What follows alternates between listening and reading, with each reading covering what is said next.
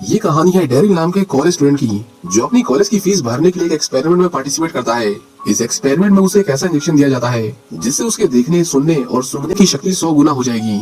अपनी इस नई पावर का इस्तेमाल करके वो कुछ भी कर सकता है, लेकिन उसे पता नहीं है कि इसके कुछ साइड इफेक्ट भी हैं, जिन पर उसका ध्यान नहीं जाता, क्योंकि एक्सपेरिमेंट से पहले दी जा रही वार्निंग के वक्त वो सो जाता है। कहानी शुरू होती है स्टैनफोर्ड यूनिवर्सिटी से, जहाँ हम डेरिल नाम के एक लड़के से मिलते हैं। डेरिल एक ऐसा लड़का है जो दूसरों की मदद के लिए हमेशा आगे रहता है। वो यूनिवर्सिटी में नए स्टूडेंट्स को टूर करवाने में लगा हुआ है। एक टूर खत्म करते ही वो दूसरे ग्रुप के साथ दूसरा टूर शुरू कर देता है। एक समय पर 2 काम करते हुए भी डेरिल थकता नहीं, क्योंकि उसे पैसों की बहुत ज्यादा जरूरत है। वो पार्ट टाइम जॉब भी करता है, जिससे उसकी थोड़ी बहुत इनकम हो जाती है। इस भाग दौड़ के बीच एक दिन जब वो अपने कमरे में टीवी के सामने झपकी ले रहा था, तभी उसकी माँ का फोन आता है। उसकी माँ उससे पूछती है कि उसकी नौकरी का क्या हुआ। डेरिल अपनी माँ से झूठ बोलता है कि वो एक शानदार नौकरी पाने की दौड़ में सबसे आगे है, लेकिन असलियत में उसकी फाइनेंशियल कंडीशन बेहद खराब थी और उसके पास अपनी फीस भरने तक के पैसे नहीं थे।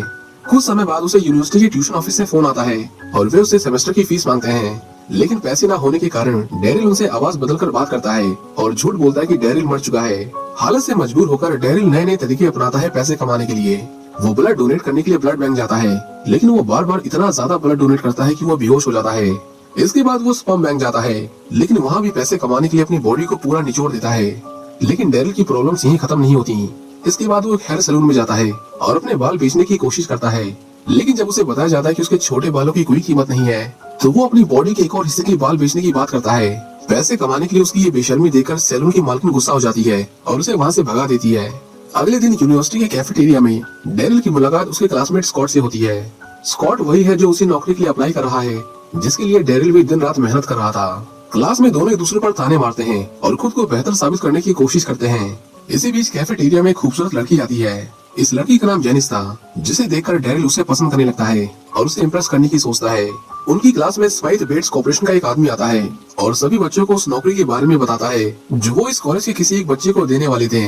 वो कहता है कि हमें इस नौकरी के लिए एक ऐसा आदमी चाहिए जो स्पोर्ट्स और सोशल एक्टिविटीज में सबसे आगे हो। ये सुनकर डेरिल घबरा जाता है, क्योंकि उसके क्लासमेट स्कॉट के पास हर वो एक क्वालिटी है जो इस नौकरी के लिए चाहिए, जबकि वो तो पैसे कमाने की दौड़ में हर चीज में पीछे रह गया था। लेकिन डेरिल हार मानने वालों में से नहीं है। वो टेस्ट पास करने के लिए आइस हॉकी खेलने का फैसला करता है। डेरिल अपने कोच के पास जाता है, लेकिन वो उसे हॉकी टीम में लेने से मना कर देते हैं, क्योंकि डेरिल ने पहले कभी आइस हॉकी नहीं खेला था। लेकिन डेरिल अपनी कोशिश नहीं छोड़ता। वो अपने रूममेट टीम से मदद मांगता है, जो उस हॉकी टीम का कैप्टन था। कोच की बहुत हाथ पैर जोड़ने के बाद आखिरकार कोच उसे एक मौका देते हैं। डेरिल को गोल रोकने की जिम्मेदारी दी जाती है, लेकिन क्योंकि उसने पहले कभी हॉकी नहीं खेला था, इसलिए वो गोल पोस्ट पर बुरी तरह पिटता है। गेंद उसे बार बार लगती है, लेकिन वो एक भी गोल नहीं रोक पाता। स्पोर्ट्स में तो वो फेल हो गया। जिसके बाद वो फिर से पढ़ाई के साथ साथ छोटे मोटे काम करके पैसे जुटाने की कोशिश करने लगा, लेकिन उसे पता नहीं था कि जल्द ही उसके साथ कुछ ऐसा होने वाला है जो उसकी लूजर वाली जिंदगी पूरी तरह बदल देगा। एक दिन कैंपस में सफाई करते हुए डेरिल को एक पर्चा मिला। उसमें एक सेमिनार का जिक्र था जिसमें न्यूरोसाइकोलॉजी पर रिसर्च हुई थी और उसमें पार्टिसिपेट करने वालों को पैसे देने का वादा किया गया था। पैसे कमाने का ये आसान मौका देखकर डेरिल तुरंत वहाँ पहुँच गया। सेमिनार में एक नई दवा के बारे में बताया गया जो इंसान की इंद्रियों को बेहद तेज और पावरफुल बना सकती थी। पैसे कमाने की इस दौर में डेरिल अकेला नहीं था, वहाँ और भी बच्चे बैठे थे। लेकिन जब दवा के साइड इफेक्ट्स के बारे में बताया गया, तो उनमें से ज्यादातर स्टूडेंट्स डर कर सेमिनार छोड़कर चले गए। डेरिल जो पहले से थका हुआ था, बीच सेमिनार में ही सो गया। जब उसकी नींद खुली तो उसने खुद को खाली कमरे में अकेला पाया। क्लास में जो कुछ भी बताया गया उसने कुछ नहीं सुना। साइड इफेक्ट की जानकारी न होने के बावजूद पैसों की लालच में उसने दवाई के एक्सपेरिमेंट के लिए हाँ कर दी। डेरिल को डॉक्टर थॉमस वीडन से मिलवाया गया। डॉक्टर ने उसे समझाया कि हर रात सोने से पहले उसे अपने शरीर में इस दवाई के 6 इंजेक्शन लगवाने होंगे। उन्होंने ये भी बताया कि शुरुआत में उसे भ्रम और हल्की परेशानी का सामना करना पड़ सकता है, लेकिन उसके बाद उसे इस दवाई का कमाल देखने को मिलेगा। डेरिल को ये सब थोड़ा अजीब लगा, लेकिन पैसों की जरूरत के चलते उसने हामी भर दी। शाम को डेरिल एक पार्टी में गया जहाँ उसने अपनी क्लासमेट जेनिस को देखा। उसने हिम्मत जुटाकर जेनिस को डेट पर चलने के लिए कहा और उसकी खुशी का ठिकाना नहीं रहा जब जेनिस ने हाँ कर दी। लेकिन तभी स्कॉट वहाँ आ गया। उसने सबके सामने डेरिल का मजाक उड़ाया, जिससे डेरिल को बहुत बुरा लगा। घर लौटकर उसने डॉक्टर की सलाह के मुताबिक दवा की पहली खुराक ली। डेरिल को अंदाजा नहीं था कि ये उसकी जिंदगी पूरी तरह बदलने वाला है। अगले दिन एग्जाम के दौरान डेरिल को दवा के साइड इफेक्ट्स का सामना करना पड़ता है। उसकी सेंसर्स इतनी तेज हो गयी कि पेंसिल की आवाज, घड़ी की टिक टिक और कमरे की रोशनी उसे परेशान करने लगी। वो इतना बेचैन हो गया कि वो एग्जाम दिए बिना ही वहाँ से भाग गया। साइड इफेक्ट के चलते उसे बहुत ज्यादा खुजली हो रही थी। जब साइड इफेक्ट थोड़े कम हुए तो उसे पता चला कि वो एग्जाम में भी फेल हो चुका है। डॉक्टर वीडन के पास जाकर उसने अपनी परेशानी बताई। डॉक्टर ने उसे समझाया कि ये सब दवा का असर है और ये बहुत कॉमन है। उन्होंने उसे अपनी सेंसेस पर कंट्रोल पाने और इस पावर को अपने फायदे के लिए इस्तेमाल करने की सलाह दी। डॉक्टर की एडवाइस पर डैरिल ने अपने सेंसेस पर काम करना शुरू किया। धीरे धीरे उसने न सिर्फ इन सब पर काबू पाया बल्कि अपने सेंसेस को एक सुपर पावर में बदल दिया। अब वो धीमी से धीमी आवाजें सुन सकता था और चीजों को देख और समझ सकता था जो आम इंसान नहीं कर सकता। इसी बीच स्माइथ बेट्स कॉर्पोरेशन में नौकरी पाने की प्रतियोगिता अपने अंतिम दौर में पहुंच चुकी थी। डैरिल इस रेस से पहले ही बाहर हो चुका था, लेकिन अपनी नई ताकत का इस्तेमाल करते हुए उसने जज को इतना इम्प्रेस कर दिया कि उन्होंने उसे छठे फाइनलिस्ट के तौर पर शामिल कर लिया, जबकि इस जॉब के लिए सिर्फ 5 लोग ही अलाउड थे। एक दिन एक पार्टी में डैरिल ने जेनिस और उसकी दोस्त को बात करते हुए सुना। जेनिस कह रही थी कि उसे एक ऐसा लड़का चाहिए जो समझदार और दिल का साफ हो। डैरिल ने ये सुनते ही जेनिस से बात करने की कोशिश की। अपनी सुनने की ताकत का इस्तेमाल करते हुए उसने जेनिस के परफ्यूम का सही नाम बता दिया।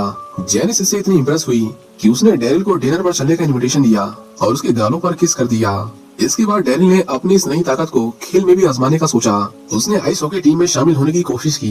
पहले तो कोच ने मना कर दिया, लेकिन जब डैरिल ने अपनी तेज स्केटिंग और गोल बचाने की क्षमता दिखाई तो कोच ने उसे तुरंत टीम में शामिल कर लिया। मैच के दौरान डैरिल ने हर एक गोल बचाकर सबको हैरान कर दिया। उसकी परफॉर्मेंस देखकर स्क्वाड, जो उसका सबसे बड़ा दुश्मन था, वो भी उसकी तारीफ करने को मजबूर हो गया। इसके बाद हमें inter college ice hockey tournament दिखाया जाता है। कमेंटेटर्स पहले ही बता देते हैं कि स्टेटफोर्ड यूनिवर्सिटी की परफॉर्मेंस हमेशा से खराब रही है और ये टीम आज तक एक मैच भी नहीं जीती, लेकिन इस बार टीम में डैरिल शामिल था। मैच शुरू होते ही उनकी टीम ने बढ़त बना ली। डैरिल ने ऐसा शानदार खेल दिखाया कि उन्हें हराने की अपोनेंट टीम की सारी कोशिशें नाकाम हो गयी। आखिरकार स्टेटफोर्ड ने पहली बार मैच जीतकर इतिहास बना दिया। इसके बाद डैरिल स्माइथ बेट्स कॉर्पोरेशन के ऑफिस में इंटरव्यू देने गया। उसने स्पेशल पावर्स का इस्तेमाल करते हुए इंटरव्यू रूम के बाहर खड़े होकर उन सभी सवालों को सुन लिया जिनका बाकी कैंडिडेट सही जवाब नहीं दे पाए थे। जब डैरिल का नंबर आया तो उसने इन सभी सवालों के इतने अच्छे जवाब दिए कि उसने सभी को हैरान कर दिया। बोर्ड का मेंबर रेंडल टाइसन उससे बहुत इम्प्रेस हुआ। टाइसन ने उसे एक बड़े क्लाइंट आर्लो विकर्स को भी इसी तरह इम्प्रेस करने की जिम्मेदारी दी। डैरिल ने इस चुनौती को खुशी खुशी स्वीकार कर लिया क्योंकि उसे पूरा कॉन्फिडेंस था कि ये उसके बाएं हाथ का खेल है। टाइसन ने ये भी बताया कि ये जॉब किसे देनी है और किसे नहीं, इसका फाइनल डिसीजन 5 दिन बाद लिया जाएगा। उस रात डैरिल ने जेनिस को डिनर पर बुलाया। उसने खुद खाना बनाया और अपनी बातों से जेनिस को इम्प्रेस करने की पूरी कोशिश की। वहीं दूसरी ओर उसका दोस्त टिम एक किताब से बहुत अच्छी कविता पढ़ रहा था। डैरिल ने अपने तेज कानों का इस्तेमाल किया और उसका रूममेट जो पढ़ रहा था उसने उसे सुनकर सेम टू सेम जेनिस को सुना दिया, जिससे जेनिस इतनी खुश हुई कि उसने डैरिल को चुन लिया। हालांकि ये रात डैरिल के लिए डिसअपॉइंटिंग रही क्योंकि जैसे ही उन दोनों ने इंटीमेट होने की कोशिश की, डैरिल को फिर से उस दवाई का साइड इफेक्ट देखने को मिला और वो शुरू होते ही खत्म हो गया। डैरिल की जल्दबाजी ने जेनिस को निराश कर दिया और वो नाराज होकर वहाँ से चली गई। अगले दिन डैरिल ने जेनिस को अपने परिवार से मिलवाया। उसकी माँ ने जेनिस की तारीफ की और डैरिल को कहा कि उसकी पसंद बहुत अच्छी है। जाते समय डैरिल ने अपनी माँ को घर के खर्च के लिए कुछ पैसे दिए, जिससे वो बहुत इमोशनल हो गयी क्योंकि उन्हें लगा कि उनके बेटे की नौकरी लग गई है और वो अपने पैरों पर खड़ा हो गया है। हालांकि वो इस बात से अनजान थी कि उसने ये पैसे अपना ब्लड डोनेट करके कमाए थे। हॉस्टल में वापस आने पर टीम ने डैरिल को फिर से वो दवा लेते हुए देखा। उसने चिंता जताते हुए डैरिल से सवाल किया कि वो ये कब से ले रहा है। डैरिल ने इसे अपनी ताकत का राज बताया और उसे कहा कि ये लेने के बाद उसकी जिंदगी बदल गई है, लेकिन टीम को विश्वास नहीं हुआ। उसे लगा कि डैरिल नशे का आदी हो गया है।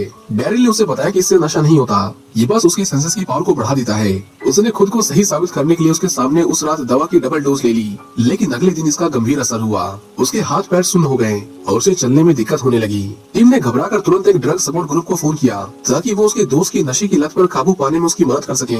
डैरिल किसी तरह डॉक्टर वीडन के पास पहुंचा और उन्हें डबल डोज लेने की बात बताई। डॉक्टर ने उसे समझाया कि दवा के इतने बड़े डोज ने उसके शरीर में सेरोटोनिन का लेवल इतना बढ़ा दिया है कि अब उसकी 5 में से सिर्फ 4 सेंसेस ही काम कर सकती हैं। 5वीं सेंस लगातार बदलती रहेगी। उनके कहने का मतलब था कि कभी वो देख नहीं पाएगा, कभी सुन नहीं पाएगा या कभी कभी उसे बोलने में दिक्कत होगी। डॉक्टर ने ये भी कहा कि उसका बस एक ही सोल्यूशन है, दवा को शरीर से बाहर निकलने देने के लिए समय देना होगा। इसमें 3 दिन लगेंगे और तब तक उसे पूरी तरह आराम करना होगा। लेकिन डैरिल के पास आराम करने का समय नहीं था। उसके सामने उसकी ड्रीम जॉब के फाइनल राउंड को क्लियर करने का सबसे बड़ा मौका था और वो उसे किसी भी कीमत पर गंवाना नहीं चाहता था। इसके बाद हमें एक बास्केटबॉल मैच दिखाया जाता है। जैसा कि टाइसन ने डैरिल से कहा था, उसे आज उनके क्लाइंट को इम्प्रेस करना था। कुछ ही देर में उनका क्लाइंट विकर्स भी आता है। डेरिल को अपनी काबिलियत से विकर्स को इम्प्रेस करना है, लेकिन तभी डेरिल कुछ अजीब महसूस करने लगता है। उसकी सेंसेस उसका साथ छोड़ने लगती हैं और उसे सुनाई देना बंद पड़ जाता है। जब लोग नेशनल एंथम के दौरान खड़े होते हैं तो उसे लगा कि ये लोग बियर लेने के लिए खड़े हुए हैं। वो अनजाने में नेशनल एंथम का मजाक बनाते हुए इधर उधर जाने लगता है और सभी लोग बस उसे ही देख रहे थे।